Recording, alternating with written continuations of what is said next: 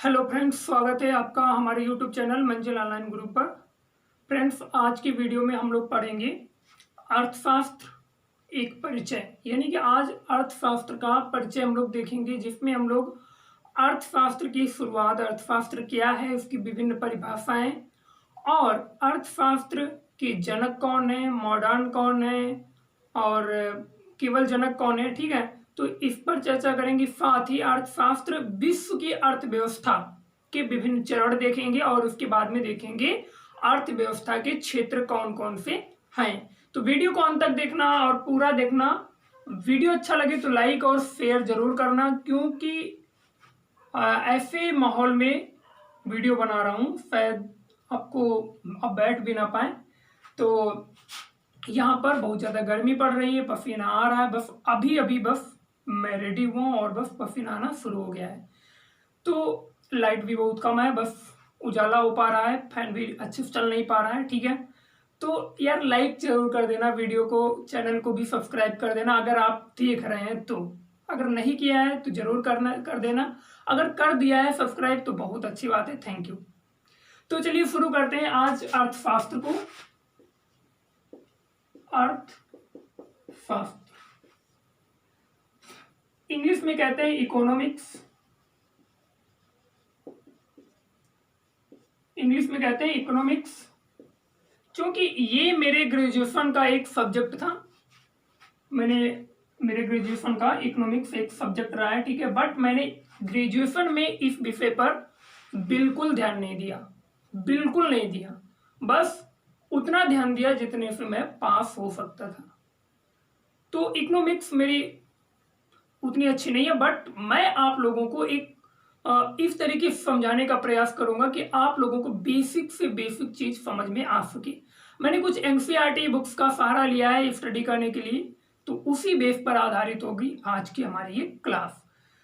तो इकोनॉमिक्स जो है, आपको पता होगा कि इसकी शुरुआत भारत में ही हो चुकी थी बहुत पहले। एक व्यक्ति हुआ करते थे जिनका नाम था चाणक्य। कौन थे? चाणक्य। तो चाणक्य की एक पुस्तक का नाम था अर्थशास्त्र। इन्होंने अर्थशास्त्र नाम की एक किताब लिखी थी, अर्थशास्त्र नाम की एक किताब लिखी थी। और अगर देखा जाए तो ये अर्थशास्त्र की जो किताब थी, ये अर्थशास्त्र सब्जेक्ट से संबंधित नहीं थी। अभी हम आपको ये भी बताएंगे अर्थशास्त्र एज अ सब्जेक्ट कब से आया, एज अ सब्जेक्ट विश्व में कब से आया, लोगों के सामने एज अ सब्जेक्ट कब आया। लेकिन ये जो अर्थशास्त्र किताब थी, ये अर्थशास्त्र से संबंधित नहीं थी, इसका संबंध था राज व्यवस्था से, राज व्यवस्था थे, यानी कि राजनीति शास्त्र से इसका संबंध था, जो चाणक्य की अर्थशास्त्र पुस्तक थी। ठीक है, तो ये तो चाणक्य के बारे। अब मैं आपको संविधान की ओर ले चलूंगा और संविधान से स्टार्ट करेंगे और आगे बढ़ेंगे। तो संविधान में देखिए तीन प्रकार के न्याय की बात कही गई है, और वो कौन कौन सी है और संविधान में कहां पर कही गई है। तो संविधान की प्रस्तावना, प्रियम्बल आप सबको याद होगी, अगर नहीं याद है तो जरूर याद कर लें, क्योंकि हम जिस देश में रह रहे हैं, अगर उस देश का हमें संविधान का मूल ढांचा नहीं पता है तो फिर बहुत ये दुर्भाग्यपूर्ण बात है। तो मैं आप लोगों को सुनाता हूं प्रियम्बल, प्रस्तावना क्या है हमारे संविधान की।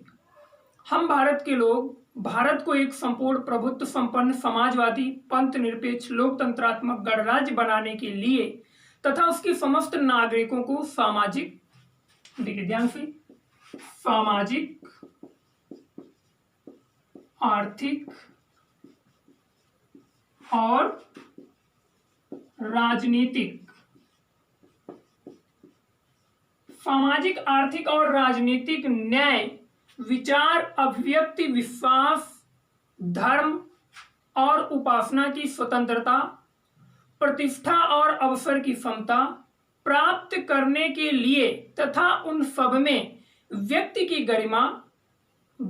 गरिमा और राष्ट्र की एकता और अखंडता सुनिश्चित करने वाली बंधुता बढ़ाने के लिए दृढ़ संकल्प होकर अपनी संविधान सभा में आज तारीख 26 नवंबर 1949 इस भी मित मार्ग फिर शुक्ल सप्तमी संवत 2006 विक्रमी को एतत् द्वारा इस संविधान को अंगीकृत, अधिनियमित और आत्मार्पित किया जाता है। तो ये है हमारे संविधान की प्रस्तावना। उम्मीद करता हूं कि आप लोग भी मुझे सुनने के बाद याद कर लेंगे। अगर याद करेंगे तो अच्छी बात है, नहीं याद करेंगे तो फिर ये आपकी एक कमी है, ये आपका दुर्भाग्य है। ठीक है, तो इसमें 3 प्रकार के न्याय की बात की गई। ये क्या है? न्याय है। ठीक है, तो संविधान में भी आर्थिक न्याय की बात कही गई है। तो आर्थिक न्याय से मतलब ये हुआ कि जो गवर्नमेंट है वो रोजगार देगी, रोजगार के अवसर उत्पन्न करेगी, या फिर स्किल डेवलपमेंट कहते हैं जिसे, स्वरोजगार यानी कि ऐसे अवसर उत्पन्न करेगी जिससे कि लोग खुद अपना रोजगार उत्पन्न कर सकें। ठीक है, ये आर्थिक न्याय से संबंधित है। सामाजिक न्याय आर्टिकल 15 पूरा हो गया। ठीक है, कोई भी भेदभाव नहीं होगा, जात, धर्म, लिंग के आधार पर कोई भी भेदभाव नहीं होगा। राजनीतिक न्याय की बात करें तो आर्टिकल 326 लोकसभा और विधानसभा के जो चुनाव होंगे वो वयस्क मताधिकार के आधार पर होंगे।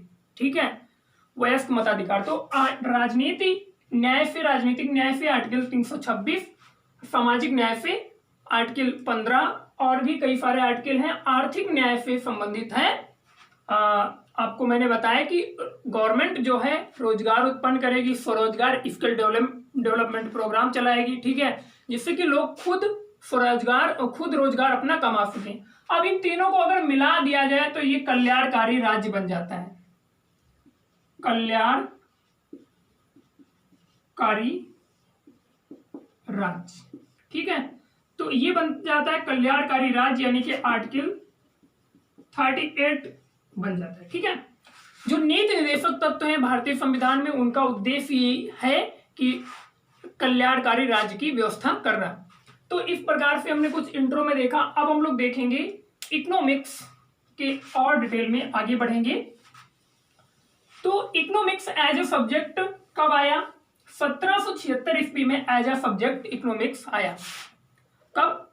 1776 में एज अ सब्जेक्ट इकोनॉमिक्स हमारे सामने आया।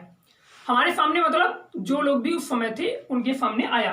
तो 1776 में एक किताब भी प्रकाशित हुई जिसका नाम था an inquiry into the nature and the cause of nations. An inquiry of the nature and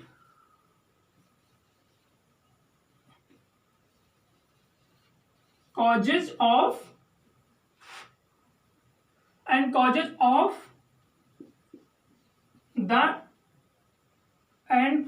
of the nations। ये पुस्तक का नाम था। और इस पुस्तक के जो लेखक थे वो कौन थे? इस पुस्तक के लेखक थे एडम स्मिथ। कौन थे? Adam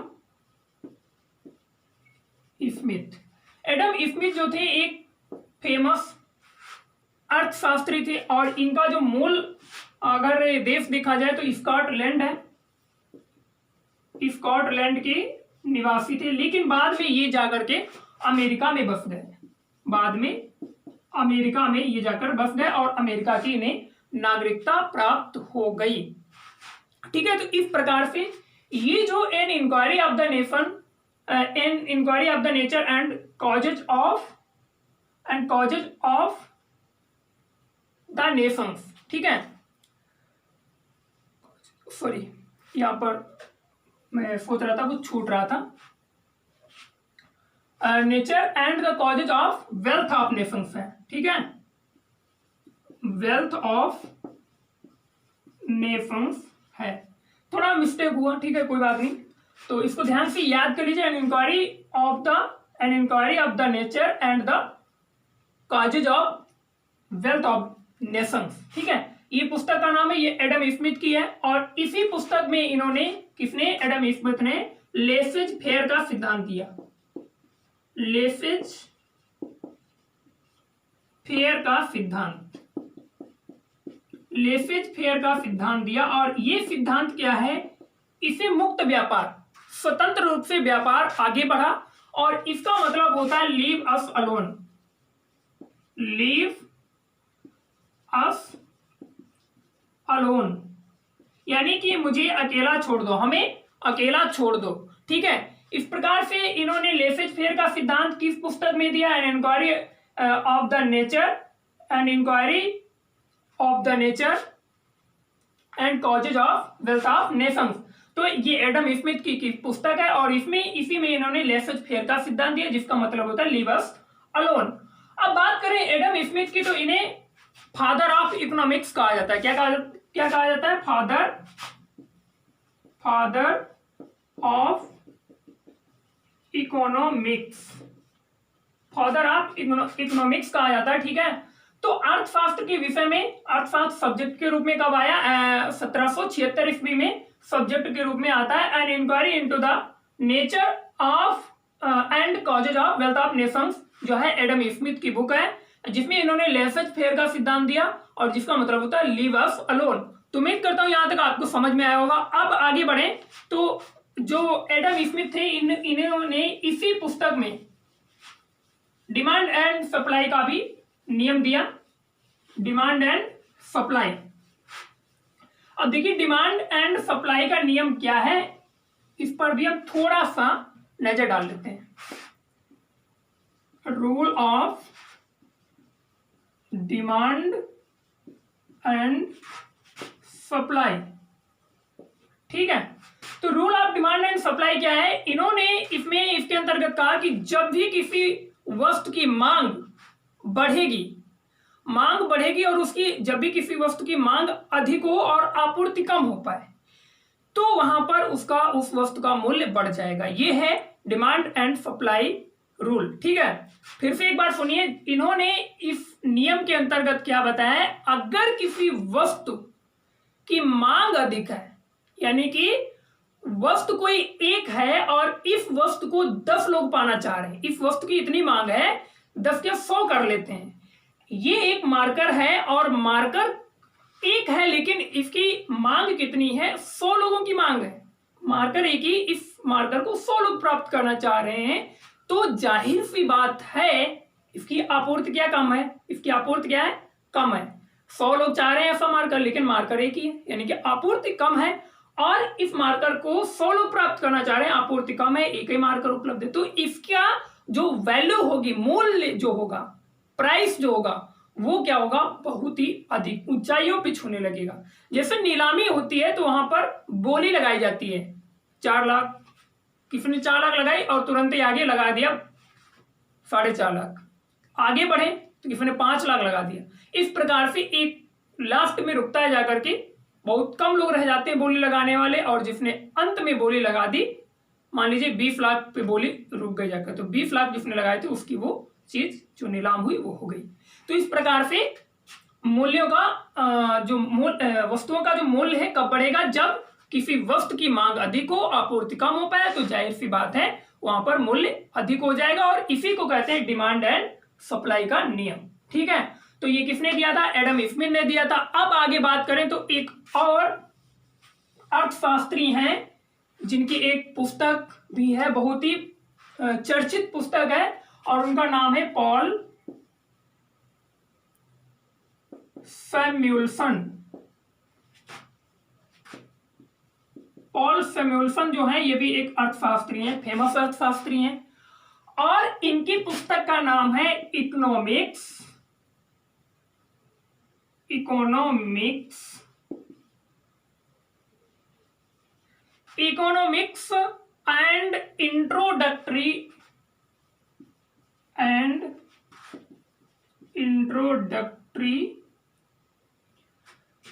introductory analysis. ठीक है, तो ये पॉल सैमुएल्सन की एक बुक है, इकोनॉमिक्स एंड इंट्रोडक्टरी एनालिसिस। ये जो पुस्तक है विश्व की सबसे लोकप्रिय पुस्तक है। कैसी है? विश्व की सबसे लोकप्रिय पुस्तक है अर्थशास्त्र की। ध्यान रखना ये चीज एग्जाम में पूछा जा सकता है। तो विश्व की सबसे लोकप्रिय अर्थशास्त्र की पुस्तक पॉल सैमुएल्सन की है। नेम क्या है? इकोनॉमिक्स एंड इंट्रोडक्टरी एनालिसिस, ये पुस्तक है। अब हम लोग आगे बढ़ते हैं और बात करेंगे विश्व अर्थव्यवस्था।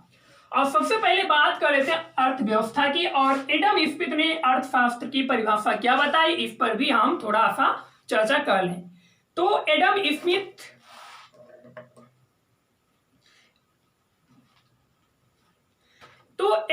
स्मिथ जी ने जो अर्थशास्त्र की परिभाषा बताई वो ये थी, इन्होंने कहा कि धन का विज्ञान ही अर्थशास्त्र है। यानी कि अर्थशास्त्र कैसा विज्ञान है? धन का विज्ञान अर्थशास्त्र है। ये एडम स्मिथ ने बताया था। लेकिन मैं आपको क्या बता रहा हूं कि अर्थ संबंधी सिद्धांतों का संकलन जो है वो क्या है?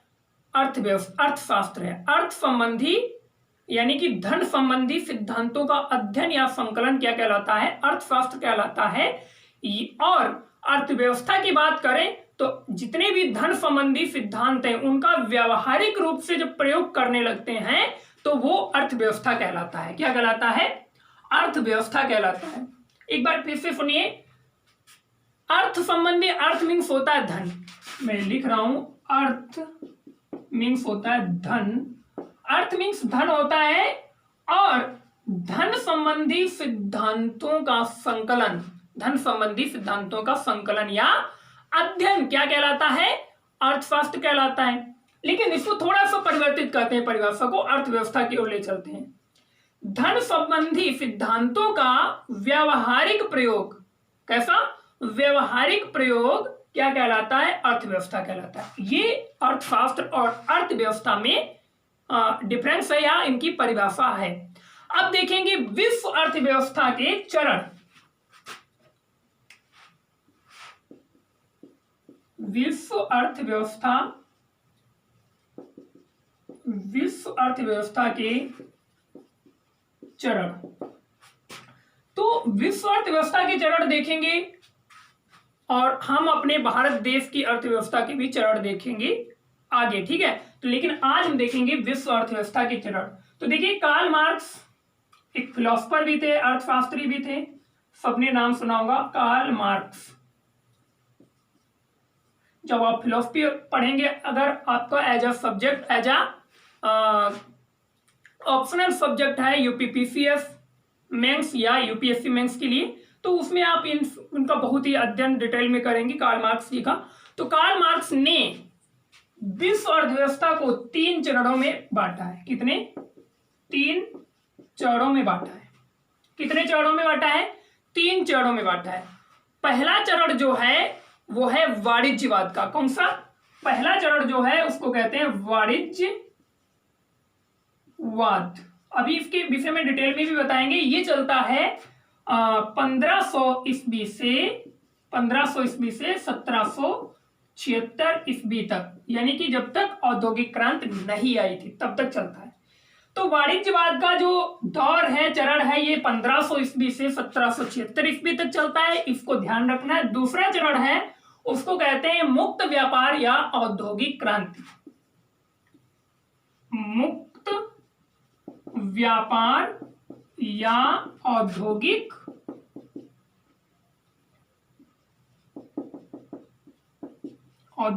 क्रांति। इसका जो समय है वो कब से कब तक है? 1776 ईस्वी से 1850 ईस्वी तक ये चलता है औद्योगिक क्रांति का युग, या कह सकते हैं मुक्त व्यापार का युग चलता है। आगे जो तीसरा चरण है वो है वित्तीय पूंजीवाद का। वित्तीय पूंजीवाद। तो वित्तीय पूंजीवाद का युग कब से स्टार्ट होगा? 1850 से शुरू हो जाता है, 1850 ईस्वी से अब तक। तो हम लोग किस युग में चल रहे हैं इस समय? वित्तीय पूंजीवाद के युग में चल रहे हैं। अब थोड़ा इनके विषय में डिटेल में जान लेते हैं। वाणिज्यवाद क्या है, मुक्त व्यापार या औद्योगिक क्रांति क्या है, और वित्तीय पूंजीवाद क्या है। तो ध्यान से देखना, अगर आप बोर हो रहे हैं तो कोई बात नहीं, फोन रख दीजिए, अभी थोड़ी देर रेस्ट करके आप पुनः इस वीडियो को देख सकते हैं। चलिए, तो सबसे पहले बात करते हैं वाणिज्यवाद पर। तो देखिए, वाणिज्यवाद जब भौगोलिक खोजों का युग चल रहा था, यानी कि 1500 ईस्वी से पहले का जो युग है वो भौगोलिक खोजों का युग चल रहा था। विभिन्न देश के सम्राट जो थे, राजा जो थे, शासक जो थे, वो अन्य देशों की खोज में लगे हुए थे। तो अमेरिका की खोज हुई, भारत की खोज हुई, मेडागास्कर, विभिन्न द्वीपों की, विभिन्न देशों की, विभिन्न महाद्वीपों की खोज हुई। तो वो युग था भौगोलिक खोजों का युग।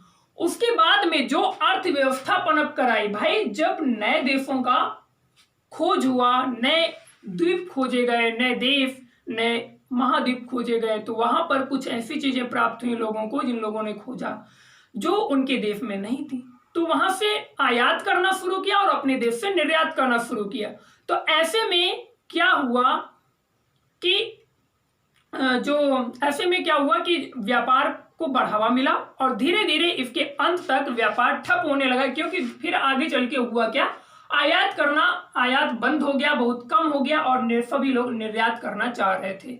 तो वाणिज्यवाद का युग ये युग था, ठीक है। जब से भौगोलिक खोजों का युग खत्म हुआ तब से शुरू होता है और औद्योगिक क्रांति के युग तक चलता है।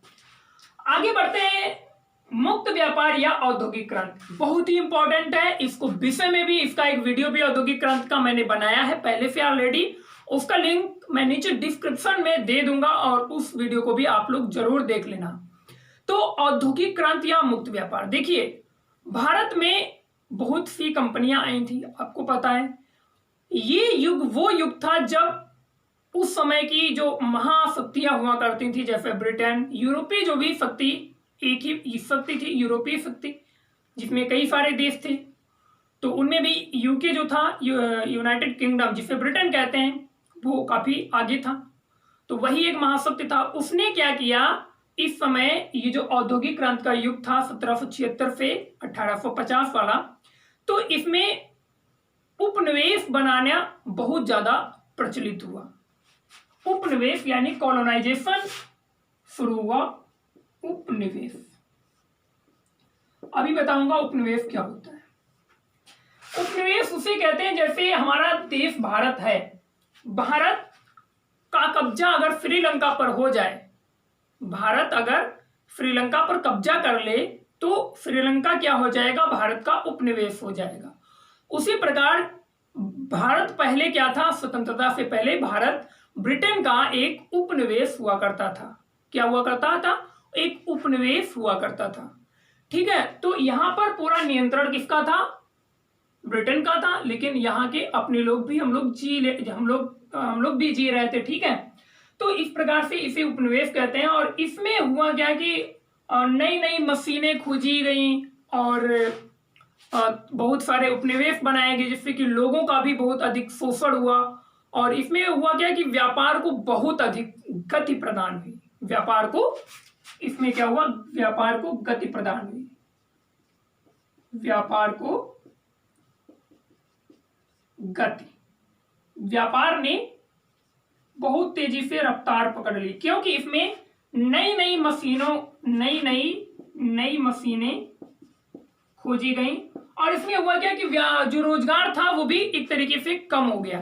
क्यों कम हो गया, क्योंकि जब किसी काम को 100 आदमी करते थे एक दिन में, तो उनको 100 लोगों को रोजगार मिलता था। अब मशीनों का युग आ गया, मशीनें खोजी गई, तो उसमें हुआ क्या कि वही काम 4 मशीनें कर दे रही 2 घंटे में या 1 घंटे में या आधा घंटे में या आधे दिन में।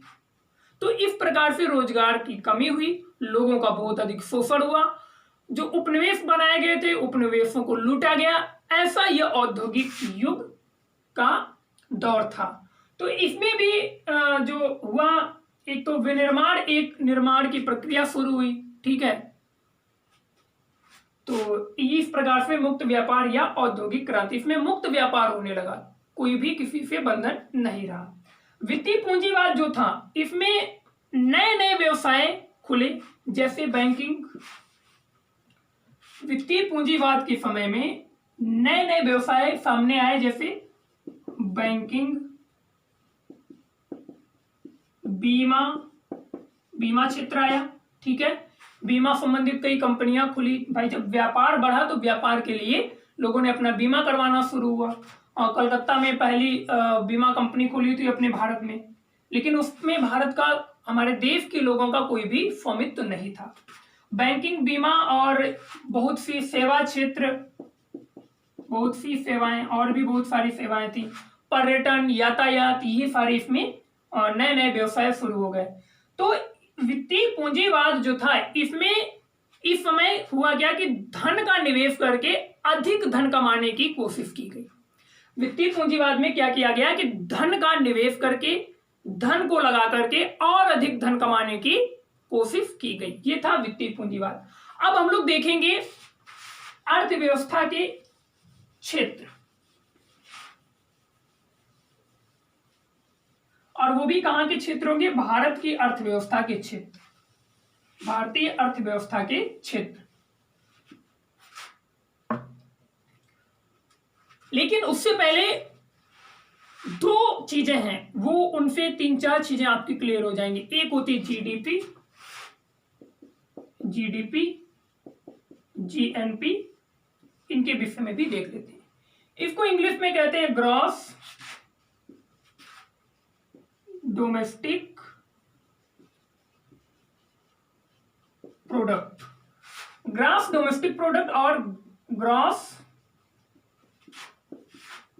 नेशनल प्रोडक्ट, ठीक है।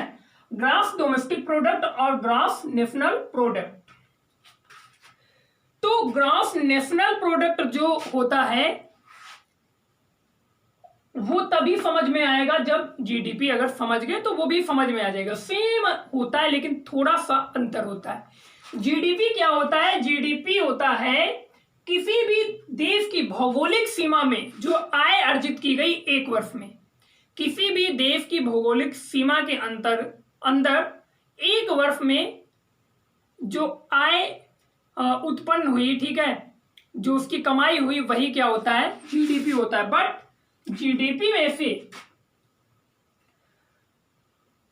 जीडीपी इक्वल टू क्या हो जाएगा कि टोटल इनकम। ये किसी देश की भौगोलिक सीमा के अंतर्गत, भौगोलिक सीमा के अंदर, अब समझ में आएगा भौगोलिक सीमा के अंदर की बात हो रही है। तो भौगोलिक सीमा के अंदर विदेशों की आय नहीं जुड़ेगी। जो हमारे देश के नागरिक विदेशों में पैसा कमा रहे हैं उनकी आय नहीं जुड़ेगी, क्योंकि यहां पर क्या कह रहा है? किसी भी देश की भौगोलिक सीमा के अंदर जो भी एक वर्ष में आय उत्पन्न होती है उसी को क्या कहते हैं? जीडीपी कहते हैं, ग्रॉस डोमेस्टिक प्रोडक्ट। हिंदी में कहते हैं सकल घरेलू उत्पाद। तो टोटल इनकम माइनस जो विदेशों में नागरिक हैं उनकी आय घटा दी जाती है, ये होता है जीडीपी। अब जीएनपी जो होता है वो क्या होता है? जीएनपी होता है ग्रॉस नेशनल प्रोडक्ट, ठीक है। तो ये भी क्या होता है? किसी देश के समस्त नागरिकों के द्वारा एक वर्ष में अर्जित की गई कुल आय। किसी भी देश के समस्त नागरिकों, अब चाहे वो फिर देश के हो या फिर विदेश में रह रहे हो, बस उसमें परिभाषा को ध्यान से समझेंगे तो एक बार याद हो जाएगा, समझ में चीजें आ जाएंगी। जीएनपी क्या होता है? किसी भी देश के समस्त नागरिकों के द्वारा एक वर्ष में अर्जित की गई कुल आय, तो उसको क्या कहते हैं? जीएनपी कहते हैं, ग्रॉस नेशनल प्रोडक्ट। अब ग्रॉस नेशनल प्रोडक्ट में क्या होता है कि जो विदेशों में नागरिक हैं उनकी आय जोड़ ली जाती है कुल इनकम में, और जो देश के जो विदेशी नागरिक हैं उनकी आय घटा दी जाती है। केवल नागरिकों की बात करें इसलिए देश के जो विदेशी हैं हमारे देश में रह रहे उनकी आय माइनस कर देंगे, घटा देंगे। तो ये होता है जीएनपी। अगर जीएनपी में मशीन और मुद्रा में जो गिरावट आती है उसको घटा दिया जाए, यदि जीएनपी में मशीन और मुद्रा में आई जो गिरावट है उसको सम्मिलित कर लिया जाए, घटाया नहीं, उसको जोड़ दिया जाए, इसको इसमें जोड़ दिया जाए, तो ये बन जाती है नेशनल इनकम। नेशनल इनकम बन जाती है। और इसी को कहते हैं GNP eight factor cost, GNP eight factor cost, ठीक है। और यही होता है नेशनल इनकम, ठीक है, नेशनल इनकम। तो मैं कहता हूं राष्ट्रीय आय भी आपको समझ में आई होगी। अब नेशनल इनकम से हम प्रति व्यक्ति आय कैसे निकालते हैं, इसको भी देखते हैं। अगर आप लोगों का कोई भी डाउट रह जाता तो जरूर पूछना आप कमेंट बॉक्स में, या फिर जिस तरीके से आप फेसबुक पे, इंस्टाग्राम पे, ट्विटर पे या जहां कहीं से भी आप मुझे संपर्क कर सकते हैं, पूछ लीजिएगा। अब प्रति व्यक्ति आय कैसे निकालते हैं, प्रति व्यक्ति आय, प्रति व्यक्ति आय कैसे निकालते हैं, जब हमें कुल हमारे देश की राष्ट्रीय आय हमें पता चल जाती है तो उसको हम देश की जनसंख्या से डिवाइड कर देते हैं। राष्ट्रीय आय बटे देश की कुल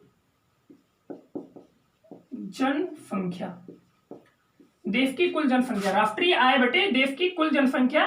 तो इस प्रकार से प्रति व्यक्ति आय हम लोग निकाल सकते हैं, ठीक है। तो यहां तक उम्मीद करता हूं आप लोगों को समझ में आया होगा। अब देखेंगे भारतीय अर्थव्यवस्था के क्षेत्र और किसका रोजगार में कितना योगदान है और जीडीपी में कितना योगदान है। तो भारतीय अर्थव्यवस्था के क्षेत्र, तो भारतीय अर्थव्यवस्था के 3 क्षेत्र हैं, प्राथमिक क्षेत्र, द्वितीयक क्षेत्र और तृतीयक क्षेत्र। प्राथमिक क्षेत्र, द्वितीयक क्षेत्र, तीसरा है तृतीयक क्षेत्र। इसी को सेवा क्षेत्र भी कहते हैं। जो तृतीयक क्षेत्र है इसी को हम सेवा क्षेत्र भी कहते हैं। तो ये 3 क्षेत्र हैं और इधर में थोड़ा एक टेबल जैसी बना लीजिए, इधर में लिख दीजिए रोजगार और ऐसा लाइन खींचे थी और इधर जीडीपी, ठीक है। अब देखिए प्राथमिक क्षेत्र के अंतर्गत क्या क्या आता है, जैसे कृषि, मत्स्य पालन, मुर्गी पालन, केचुआ पालन, यानी जितने भी कृषि से संबंधित कार्य हैं वो सब किसके अंतर्गत आते हैं, प्राथमिक क्षेत्र के अंतर्गत आते हैं। और प्राथमिक क्षेत्र रोजगार कितना देता है, इसमें याद रखिए 489 और 9 से पहले दशमलव लगा दीजिए, यानी कि 48.9% रोजगार ये देश में उत्पन्न करता है। तो सबसे ज्यादा रोजगार प्राथमिक क्षेत्र ही देता है। द्वितीय क्षेत्र में निर्माण और विनिर्माण आता है। निर्माण जैसे किसी भवन का निर्माण करना है, इमारत का निर्माण करना, पुल का निर्माण करना, सड़क का निर्माण करना। और विनिर्माण का मतलब हो गया किसी फैक्ट्री में जूते बनाना, किसी फैक्ट्री में कपड़े बनाना, किसी फैक्ट्री में लैपटॉप बनाना। ये सारी की सारी जो भी वस्तुएं हम लोग यूज करते हैं किसी फैक्ट्री में बनाए थे उसको विनिर्माण कहते हैं। तो इसका जो क्षेत्र है इसको हम निजी क्षेत्र भी कह सकते हैं। द्वितीय क्षेत्र को निजी क्षेत्र भी कह सकते हैं। और इसमें याद रखिए 243 और 3 से पहले दशमलव लगा दीजिए। तो रोजगार में दूसरा नंबर किसका है, द्वितीय क्षेत्र का है। तृतीय क्षेत्र का रोजगार में तीसरा नंबर है और इसमें याद रखिए 269 और 26 के बाद 9 से पहले दशमलव लगा दीजिए प्रतिशत। तो इसमें निर्माण और विनिर्माण, यहाँ पे लिख रहा हूं मैं, निर्माण और विनिर्माण ये आता है, ठीक है। तृतीय क्षेत्र में बैंकिंग, बीमा, जो शिक्षा और जितनी भी शासन प्रशासन में जितनी भी नौकरियां उत्पन्न होती हैं ये सारा क्या है, तृतीय क्षेत्र। इसीलिए इसको सेवा क्षेत्र कहा जाता है। सेवा क्षेत्र का योगदान सबसे कम है इसमें रोजगार देने में, ठीक है। अब बात करते हैं जीडीपी में सबसे अधिक योगदान किसका है और सबसे कम किसका है और सबसे ज्यादा किसका है।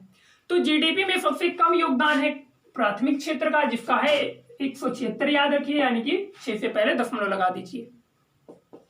और दूसरा द्वितीय क्षेत्र जो है इसका थोड़ा अधिक है, इसमें याद रखिए 297, तो 7 से पहले दशमलव लगा दीजिए।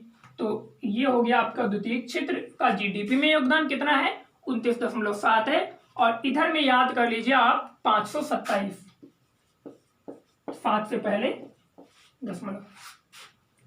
तो इस प्रकार से ये मैंने टेबल के द्वारा आपको समझाया कि प्राथमिक क्षेत्र और द्वितीय क्षेत्र और तृतीय क्षेत्र किसका रोजगार में कितना प्रतिशत कितना योगदान है और किसका जीडीपी में कितना योगदान है। प्रश्न पूछा जाएगा किस क्षेत्र का सबसे अधिक जीडीपी में योगदान है, तो सेवा क्षेत्र का है। हालांकि ये रोजगार कम पैदा करता है, कम उत्पन्न करता है, फिर भी जीडीपी में बहुत अधिक योगदान है। जो द्वितीय क्षेत्र है उसका जीडीपी में दूसरे नंबर पे स्थान है, यानी कि 29.7% योगदान है। और रोजगार में दूसरा स्थान रोजगार देने में भी है, 243, याद रखिए 24.3%। प्राथमिक क्षेत्र का रोजगार तो बहुत उत्पन्न करता है, बट जीडीपी में योगदान बहुत कम है। तो इस प्रकार से उम्मीद करता हूं आज की क्लास आपको बहुत मजेदार लगी होगी, अच्छी लगी होगी। और अगर वीडियो अंत तक देखा है तो तहे दिल से शुक्रिया अदा करता हूं और बने रहिए इसी प्रकार से मंजिल ऑनलाइन गुरु के साथ।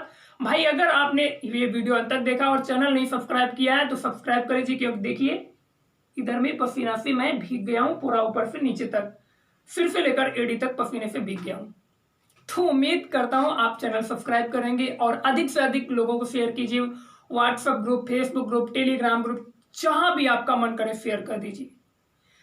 तो आज की वीडियो में जो भी हमने देखा है ये बहुत ही इंपॉर्टेंट चीज है और इससे प्रश्न भी बनते हैं। नेक्स्ट वीडियो में लोग देखेंगे जिस प्रकार अभी हमने देखा था विश्व की अर्थव्यवस्था की चरण, उसी प्रकार देखेंगे भारतीय अर्थव्यवस्था की चरण, और भी आगे हम बहुत कुछ देखेंगे।